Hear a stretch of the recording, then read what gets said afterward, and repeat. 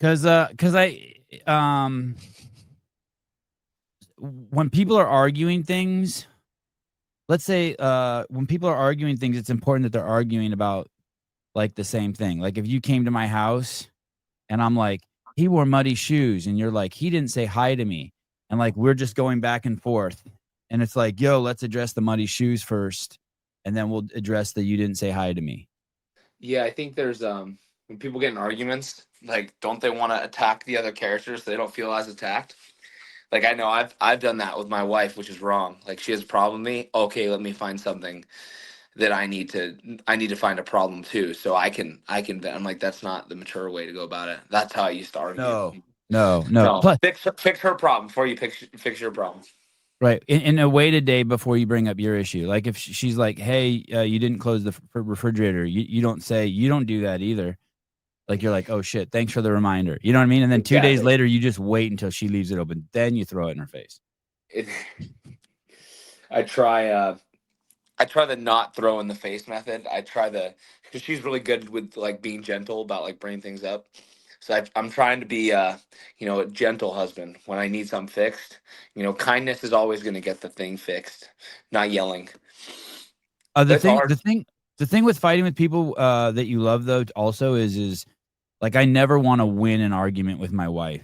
The point Yes. isn't to like I don't want to win. I don't want to like because then she has to lose. I'd rather Yeah. like either just one of us have like a wake up moment. Like, oh, okay, I get it. Yeah. Like I don't want to make her Isn't lose. isn't that winning Works though? better for our connection because half your You know, words like I are just don't want to. glitched. Yeah, kind of. I just don't Say want something. her to like. I just don't want her to leave like with like You don't want to ever throw it in her face, kind of thing. or like I don't ever want to leave it like she's not whole or she didn't get something from it or I didn't get something from it as opposed to leave kind of like diminished like you feel like you were picked on. Yeah. Okay, Yeah. I see what you're saying. Like if it's the same thing with like when my kids have criticism for me, I almost never push back. I just listen to it because it's more important to me that they get something off their chest. Hmm. You know what I mean? Yeah. That's fair. Very Like if fair. they're yeah. And but anyway, okay. The reason why I bring this up, and I'll get specifically is Pat Vellner was on Pedro's podcast the other day. And there were some things that he brought up that I think that he misunderstands. So like he's arguing from one perspective that's not the argument that the people he's fighting with are bringing up. So and I'll give you an example. The actual argument.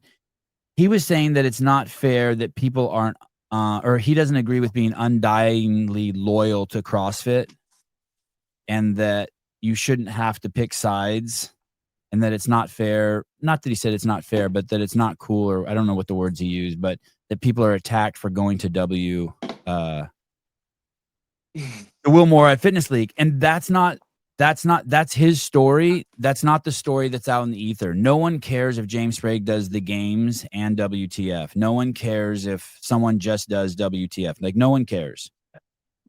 Like that's like no one's being judged for that. And so to characterize it like that, now you're throwing something out in the ether that the people who are bummed that you're doing WTF, people are bummed you're doing WTF if you did it as a protest or to shit on CrossFit. That's the nuance there. Like, do you know what I mean? Like, no one cares that James Sprague does both. No one would care if you just did one. No one cares that Colton does both. No one cares that Dallin does both. But there were certain people like Pat or Laura or I don't know who else, but it felt like that they were doing it like they were doing a fuck you to CrossFit to do WTF. And that was the criticism. And so to miss that nuance, and he's over there thinking that he's fighting about one thing, that people are upset that he did WTF. No, people are just like, hey, dude, you built a career 10 years off of CrossFit and now you're shitting. It appears like you're shitting where you eat. So that's the distinction. Did you ever get any heat for doing WTF from the media or anyone? James? No. Oh, I No. mean, honestly, I think people would think I'm stupid if I don't take an opportunity to go cash in while I can. Like, dude, we only have so many years, so I'm gonna try and get every opportunity I can, unless it's stupid and I can't keep my body going. But like, honestly, I'm at this point now, 10 training years in, where like, okay, I'm starting to feel like that old man tiredness, if that makes sense. I know I'm only 23, but like 10 years into Oh, training buddy. really Oh, hard. buddy. Listen, listen.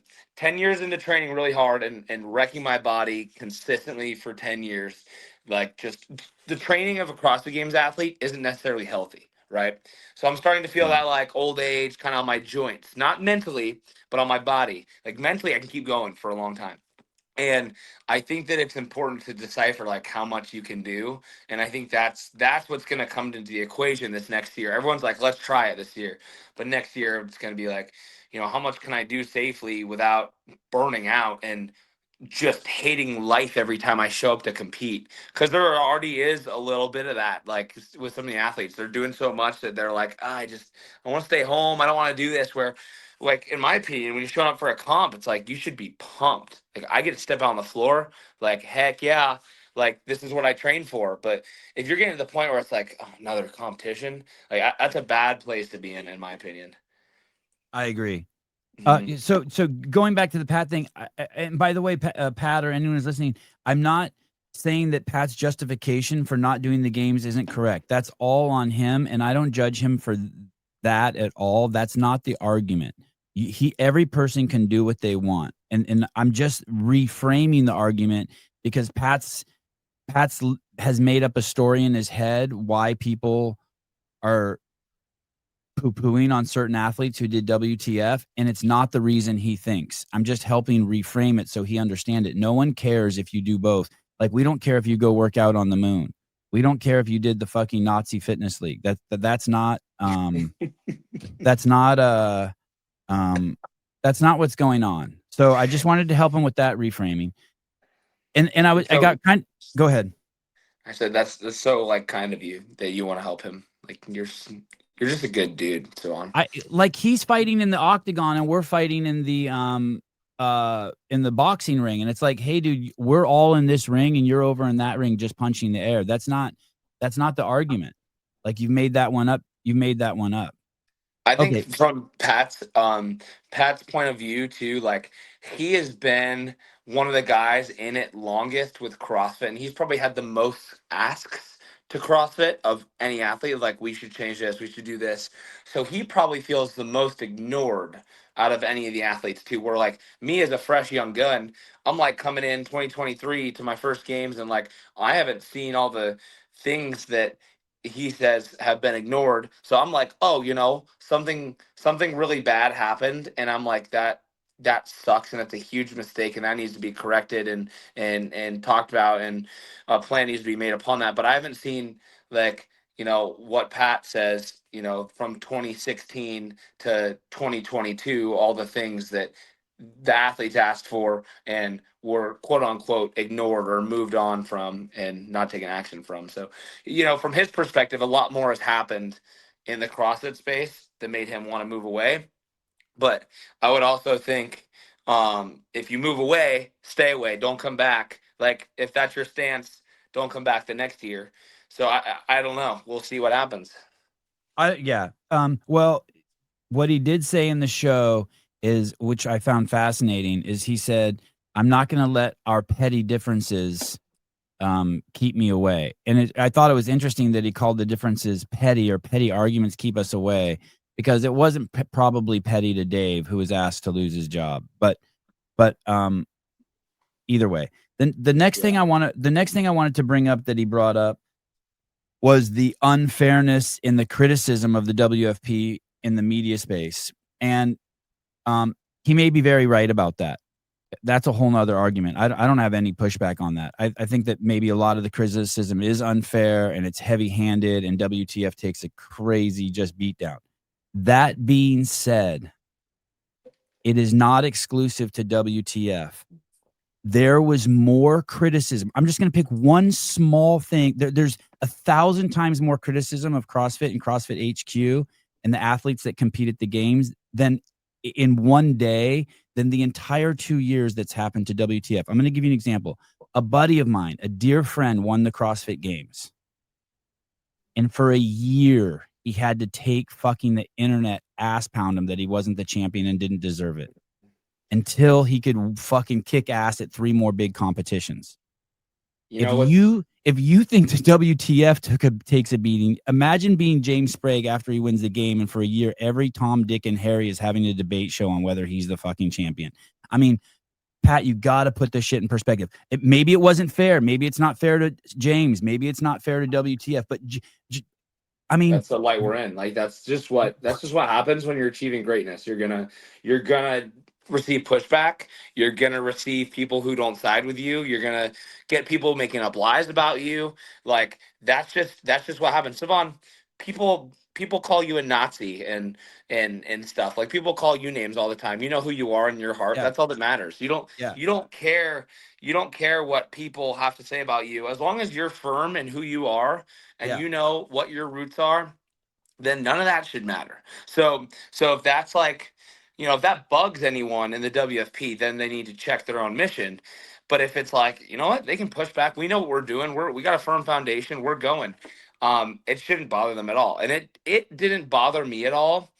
Besides like a couple times where I was like, these lies they're making up about me, if people believe them, that would be really unfortunate because that's just so far from who I am. But the things that people were trying to take away from me, I was like, I earned that.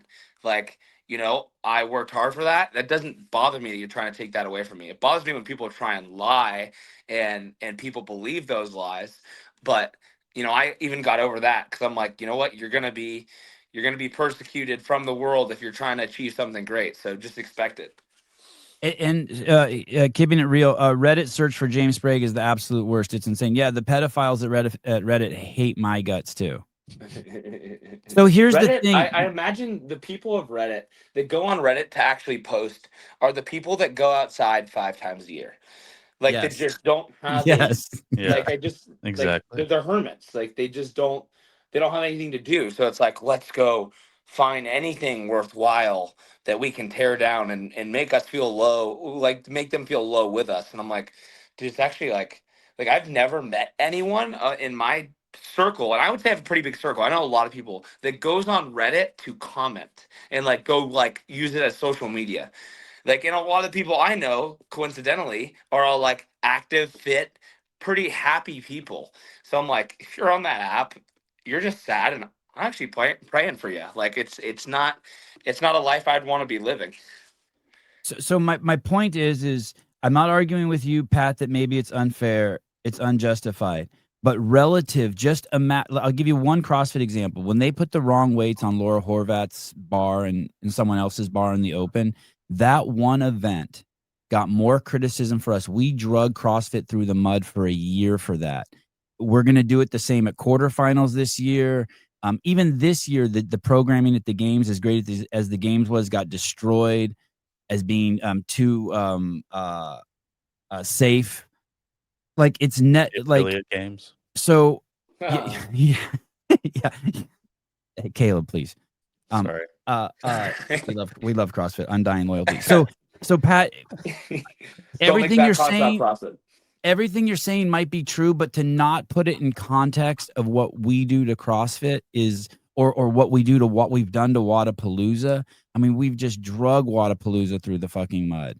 And it's like, you gotta when you put it in context, dude, like we still might be assholes. We might be over the top. We might be gossipy people, like all that stuff you're saying. But dude, to not put it in context is a wild take. And I thought it was cool that James was on here because even what James went through is fucking 1,000 times noisier than WTF.